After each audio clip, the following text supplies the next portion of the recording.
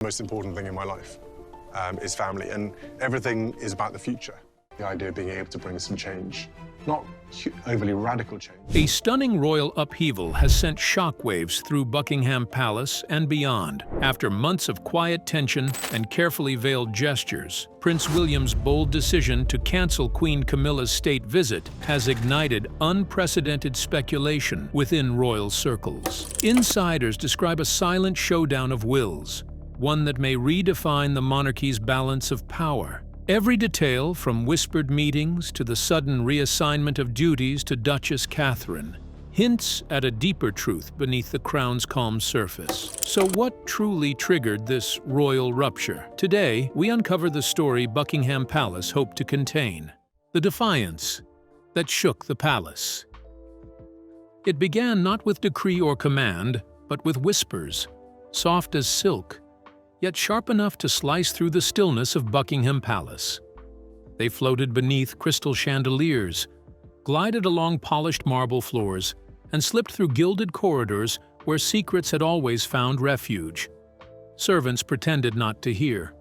Courtiers repeated only fragments, but the words lingered like perfume in the air. Prince William had said no. At first, no one believed it.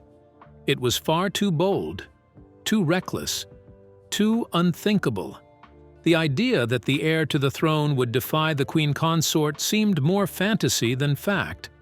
Yet within hours, the whispers spread like wildfire, winding their way from Kensington to Windsor. What began as idle chatter soon grew teeth, and behind every closed door, there was the same question. Had he really done it? Camilla's grand state visit, her masterpiece of diplomacy, her moment of triumph, had been years in the making. Every gown, every speech, every reception had been chosen with care. It wasn't just a tour, it was a declaration of power. The queen consort would stand beneath foreign lights as the monarchy's steadfast compass, the woman who steadied the crown through storm and scrutiny. But all of that unraveled with one deliberate stroke of a pen. A statement was released, brief, emotionless, and cold as stone. Due to scheduling conflicts, the visit has been postponed. Yet behind palace walls, no one was fooled. This was no logistical mishap. It was a quiet act of rebellion, precise and unmistakable. For the first time in living memory, an heir had defied the queen consort and won. Disbelief echoed through the palace corridors. Camilla's aides called it humiliation. William's advisors called it a correction. And those who served long enough to know the tone of true change whispered the word that no one dared speak aloud: reform. What began as a rumor now pulsed through the palace like a heartbeat. The old guard, those loyal to Camilla and the hierarchy she embodied, stiffened in outrage. But the younger courtiers, those who had quietly placed their hopes in William and Catherine, felt something different: exhilaration. It was as if the air itself had shifted, charged with the scent of a new beginning. In her private study, Camilla sat motionless, her hand resting against the velvet armrest. No tears, no fury, just silence. That silence spoke louder than any outburst could. She had seen this moment coming, perhaps even feared it. The rhythm of power she once controlled was slipping beyond her reach. And beyond the palace gates, the press began to circle. Headlines screamed of upheaval, power rift at the palace, William overrules the queen consort, future king sends shockwaves through Windsor. Yet within the royal walls, no one needed the newspapers to tell them what they already knew. The crown, once steady and unmoving, had begun to tilt, and as the staff exchanged glances in hushed corridors, one phrase spread like a secret prayer, half in jest, half in awe. The crown is shifting. No one dared to laugh. No one dared to deny it, because deep down, everyone sensed the truth. Something monumental had begun, and nothing in the House of Windsor would ever be the same again. William's sudden decision to cancel Queen Camilla's state visit sent shockwaves through royal circles and beyond. But what could have driven such a bold and unexpected move? Was it a personal choice or a quiet test of his growing power within the monarchy? Now, let's uncover Prince William's calculated act that set the crown ablaze. The silent coup. It did not happen in anger or haste. Prince William's decision was not the reckless act of a restless heir. It was the quiet climax of years of watching, waiting, and enduring. Behind his calm eyes, the weight of the monarchy's contradictions had been gathering for too long. He had seen it grow rigid, trapped beneath layers of old ceremony and whispered secrets. The palace had become a place where truth bowed to tradition and image replaced sincerity. Something, he decided, had to change, and he would be the one to begin it. In the private corridors of Clarence House, that change began to take shape. Meetings, once routine, turned sharp and guarded. Staff whispered in corners, their voices dropping to hushes whenever footsteps passed. Phones that once rang freely vanished from desks, and every message was suddenly filtered, coded, or destroyed. The walls, adorned with portraits of unbroken lineage, now bore witness to a quiet civil war. Aides loyal to the Queen Consort grew nervous. Those aligned with William and Catherine began to move with newfound purpose. The tension was not shouted. It hummed, low and dangerous, beneath the palace's polished calm. Then came the spark. One morning, a single document surfaced online. Official stationery, the royal crest embossed in gold. It was a copy of Camilla's planned state visit to Paris, the same event William had quietly cancelled days before. But it was not the itinerary that caused the storm. It was the line at the bottom, scrawled in unmistakable red ink. Authorization revoked. The image spread across the world before the palace could catch its breath. News anchors interrupted broadcasts. Tabloids lit up with fury and fascination. "William overrules Camilla! Palace in crisis!" screamed the headlines. Within hours, speculation turned into certainty. An heir had defied the Queen Consort. Behind closed doors, shock gave way to rage.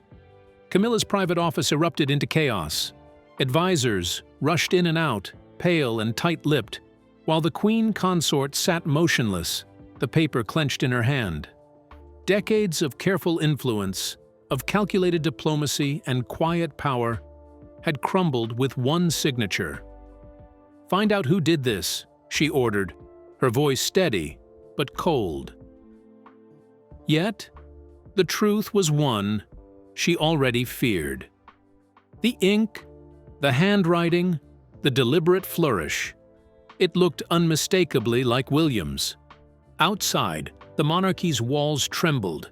The public devoured every update, every photograph, every theory. Was this the beginning of a royal reckoning? Had the crown itself split in two? Commentators called it rebellion. Insiders called it inevitability. The air around Buckingham felt charged, as if the ghosts of kings past had gathered to watch history shift. And while Camilla's fury echoed through the halls, Catherine stood apart, calm, unshaken, luminous in her stillness. She attended her engagements with quiet grace, her poise unbothered by the chaos consuming others. The press turned their gaze to her, finding in her silence something both comforting and commanding. She did not fight for power. She simply was power, soft, steady, and certain. As the world debated motives and alliances, one truth began to settle, whispered by courtiers who dared speak only in private. William had not acted out of ambition, but conviction. The monarchy had not been attacked, it had been awakened. And in that awakening, Catherine stood not as witness, but as proof that power, when stripped of noise and pride, could rule through grace alone. The decision to cancel Camilla's visit hints at a deeper, long-standing unease about her role in royal affairs. But could this also reveal what the future holds when William finally ascends the throne? Now let's explore how Prince William's bold embrace of change signals the dawn of a more transformative monarchy. A king in waiting. It was a moment that startled even the most seasoned royal watchers, a glimpse into the mind of the future king that few expected to see so openly. The Prince of Wales, known for his calm restraint and careful diplomacy, had finally spoken with unguarded honesty about the one subject the palace rarely allows to be discussed: change. The setting was informal, almost deceptively so. Windsor Castle bathed in a soft afternoon light, the conversation taking place between Prince William and actor Eugene Levy for Apple TV Plus's The Reluctant Traveler. Yet beneath the polite laughter and charming anecdotes, something quietly remarkable unfolded. A rare window into the thoughts of a man destined to wear the crown. A man ready to reshape what that crown means. As the cameras rolled, Levy asked the question that has hovered over William for years. What kind of king will you be? The room fell momentarily still. And then, with a steady voice and eyes that carried both conviction and reflection, the prince replied, "I think it's safe to say that change is on my agenda." It sounds like the monarchy will be shifting in a slightly different direction. I think it's safe to say that change is on my agenda. Change for good. And I embrace that and I enjoy that change. Change for good, and I embrace that. I enjoy that change. I don't fear it. That's the bit that excites me. The idea of being able to bring some change. Not overly radical, but changes that I think need to happen. It was more than just a soundbite. It was a declaration. For the first time, William spoke not as a dutiful heir bound by centuries of expectation, but as a leader in waiting. One who understood that the monarchy could no longer survive by simply preserving tradition. It had to evolve with its people. Palace aides later described the interview as the most open they had ever seen him. Gone was the careful, guarded tone of an official statement. Instead, there was warmth, humor, and a quiet confidence that suggested a man fully aware of the world beyond royal walls. To some insiders, it felt like a generational curtain lifting, the dawn of a new kind of monarchy, one shaped by empathy, transparency, and genuine connection. William's words hinted at subtle, thoughtful reform, rather than revolution. He spoke of continuity, but also of conscience, of maintaining what works while being unafraid to discard what doesn't. Those who know him best say that his vision for the monarchy is grounded not in grand gestures, but in real relevance. He wants a royal family that listens, that adapts, that feels human again. And perhaps most striking of all was his tone, neither hesitant nor rehearsed, but sincere. There was no trace of defiance, only determination. It was the voice of a man not seeking to rule over a nation, but to serve one differently. Observers could sense the shift instantly. To the public, it was refreshing. To the establishment, quietly unsettling. Change within the monarchy has always been a delicate subject, but William made it sound inevitable, even necessary. When the interview ended, Levy smiled, clearly aware he had witnessed something rare.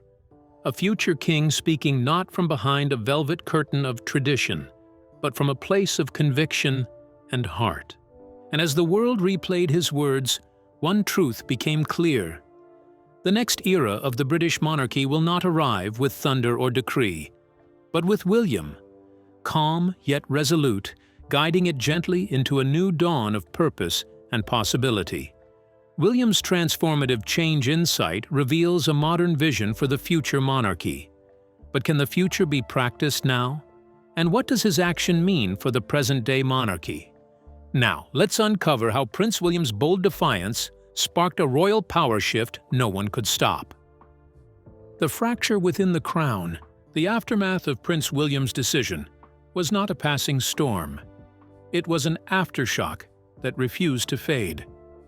What had begun as a single quiet act of defiance now pulsed through every marble hallway and mirrored chamber of the monarchy. The change was not visible at first, yet it could be felt in the air, thick, uneasy, and charged with something close to fear. Conversations grew shorter, meetings ended with silences that lingered too long. And the one thing that had always held the palace together, trust, was suddenly gone, as if it had never existed at all. Behind the gold-trimmed doors and velvet drapes, the royal facade, once gleaming with the illusion of harmony, began to crack.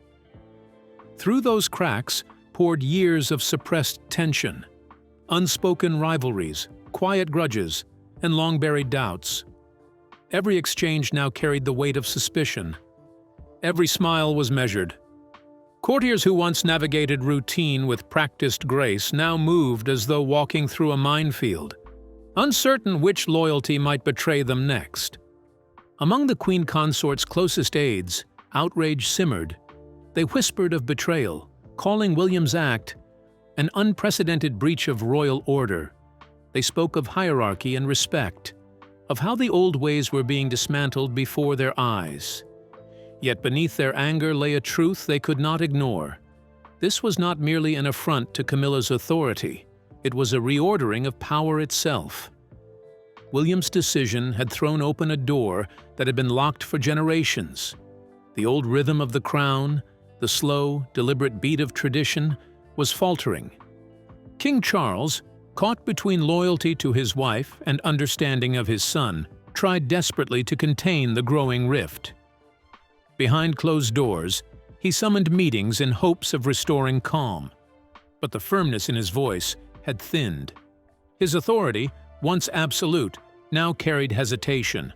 For the first time in decades, a question hung unspoken among advisors and family alike.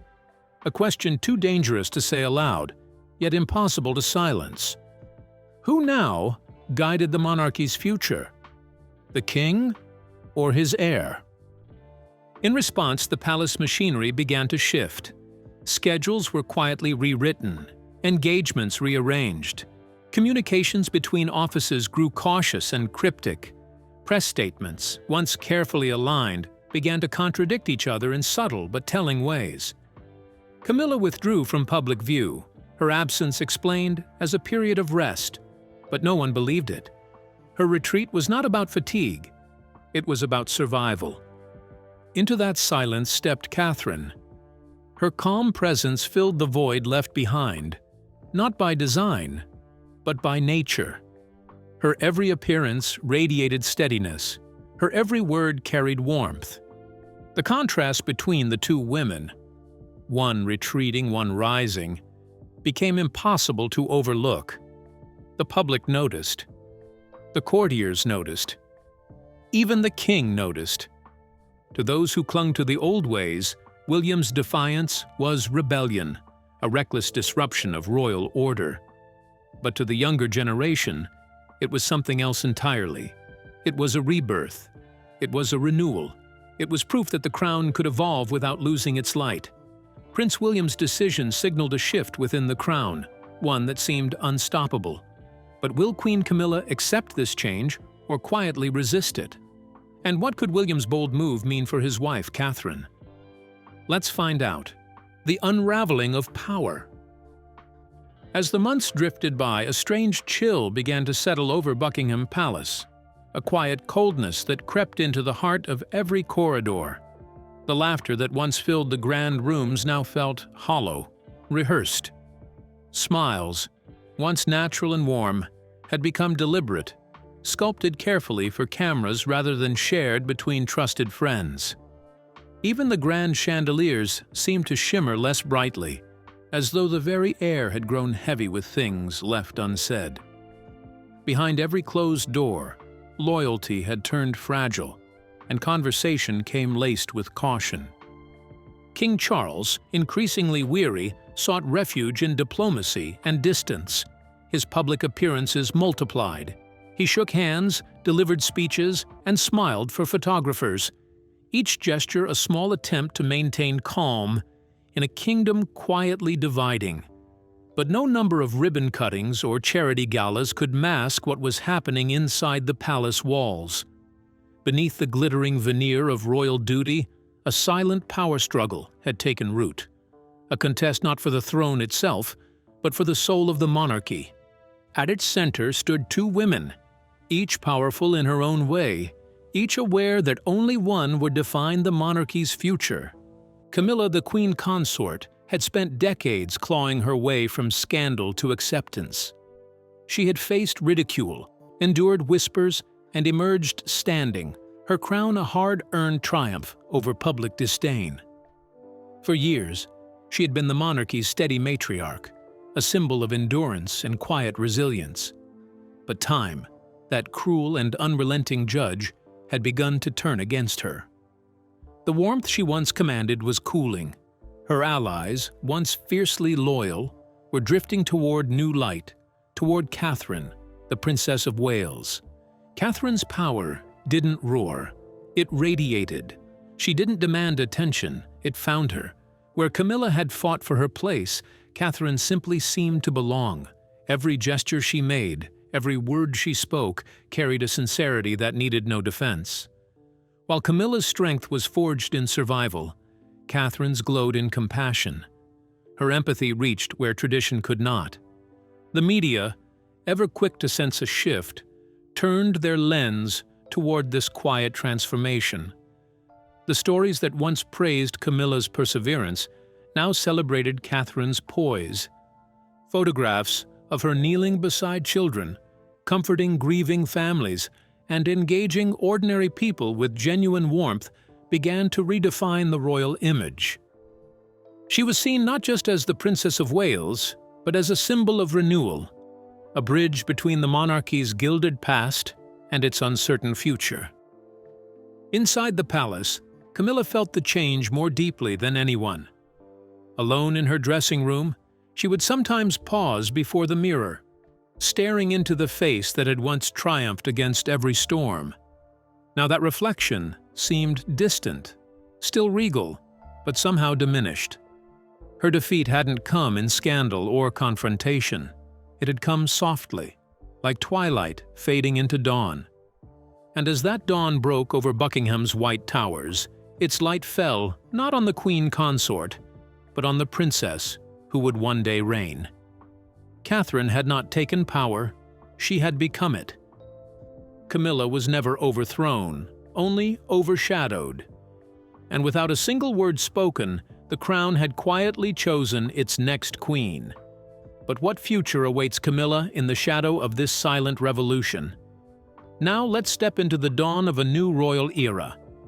The crown reborn, power without a throne. By the time spring returned to London, a quiet but unmistakable transformation had swept through the royal world. It didn't arrive with fanfare or decree, but like sunlight after a long winter, soft at first, then radiant and impossible to ignore. The sharp chill that had lingered for years inside Buckingham Palace, the mistrust, the weary smiles, the rehearsed warmth, began to fade. In its place came laughter that didn't sound staged, and a tenderness that felt startlingly real. The people noticed first. Where once crowds had gathered out of duty, now they came out of devotion. They weren't there for spectacle or to witness history. They came for her, the woman who had restored belief in the crown simply by being herself. Catherine, the Princess of Wales. Her presence seemed to breathe color back into the gray tapestry of royal life. Every small gesture carried meaning. A hand resting gently on a veteran's arm, a quiet word to a grieving mother, the kind of smile that made strangers feel seen. It wasn't grand speeches or royal proclamations that won hearts, but the quiet humanity behind every act. Catherine didn't perform royalty. She embodied it in its purest form: compassion, dignity, and grace without artifice. The press, long fed on scandal and rivalry, found themselves caught off guard. Tabloids that once hunted flaws now print praise. Headlines that used to divide now celebrate her sincerity. The cameras no longer sought to expose, they sought to capture light. Catherine had turned the lens itself, once the monarchy's fiercest enemy, into her quiet ally. Inside the palace, her influence moved like perfume, subtle, but impossible to ignore. Invitations began to change in tone and in purpose. Banquets once filled with titled aristocrats and political elites now welcomed teachers, nurses, and community leaders. Events became less about prestige and more about presence. It was evolution without declaration, a reformation born from empathy, not ego. Courtiers, who once served under the Queen Consort's command, found themselves instinctively aligning with Catherine's calm authority. There was no need for confrontation. Her leadership didn't demand obedience. It inspired it. Within those marble corridors where hierarchy had ruled for centuries, even whispers turned reverent. It was clear to all who looked closely. The crown had quietly found its new center. King Charles watched it unfold with a mix of relief and reflection. He saw in his son and daughter-in-law a future that no longer mirrored the past, but transcended it. William's steadiness, shaped by loss and learning, paired perfectly with Catherine's soft strength. Together, they had become the monarchy's living pulse, a harmony of heart and purpose that no strategy could manufacture. Then came the moment that defined it all. On a golden spring afternoon, sunlight draped the palace balcony as William and Catherine stepped out to greet a roaring crowd. The sound was thunderous, waves of pure affection rolling across the mall, echoing against stone and sky. Flags rippled like fire, cameras flashed like lightning, and for the first time in years, Buckingham Palace seemed to breathe again. Inside, even the walls appeared to listen. The monarchy, long battered by division and doubt, had not fallen. It had evolved. Power no longer glittered in gold or echoed in command. It now moved in the quiet rhythm of Catherine's grace, in the way she stood beside her husband, not behind him, and in the serene certainty that the crown's future had found its voice.